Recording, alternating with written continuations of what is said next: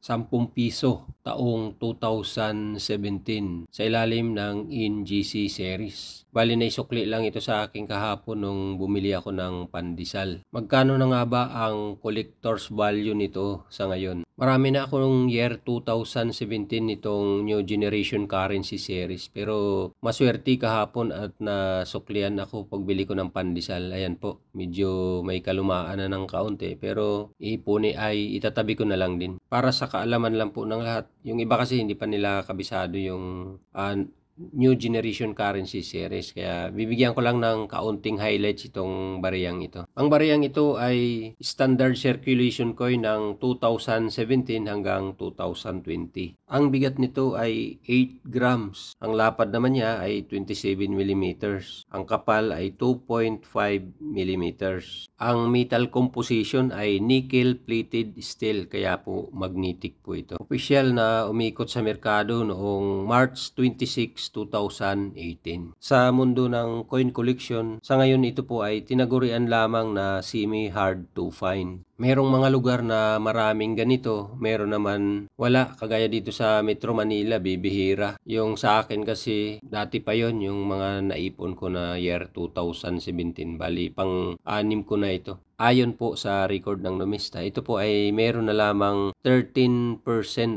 kanyang frequency. So medyo madami pa po, kaya semi-hard to find lang siya. At ito lang ang kanyang price appraisal. Price appraisal lang po ito sa personal na bilihan, hindi po sa online. Medyo mas mababa pa po dito. Sa extremely fine, ayan, 65 pesos lang po ang price appraisal. Sa almost uncirculated, ganun din, 65 pesos. Bali sa uncirculated, nagpa-price siya ng 100. Pero po kapag sa bibilhin nyo, halimbawa tao sa tao ang magbibinta, ang bilihan lang talaga namin ito pag mga ganitong 2017 hanggang 30 pesos po. Depende sa pangangailangan ng kolektor, kasi may mga kolektor po kasi na hindi pa sila nakakabuo talaga ng New Generation Currency Series. Kaya medyo tinataasan nila yung demand ng year 2017. Kung kagaya naman sa akin na marami na akong 2017, ang hinahanap ko talaga yung uncirculated kung meron. Yun, aabot hanggang 60 pesos hanggang 100. 100 po yung bilihan. Kung may nakikita kayo dyan or nag-aalok sa inyo na bibilhin nila yung barya nyo na year 2017 ng mataas na halaga, ibigay nyo na dahil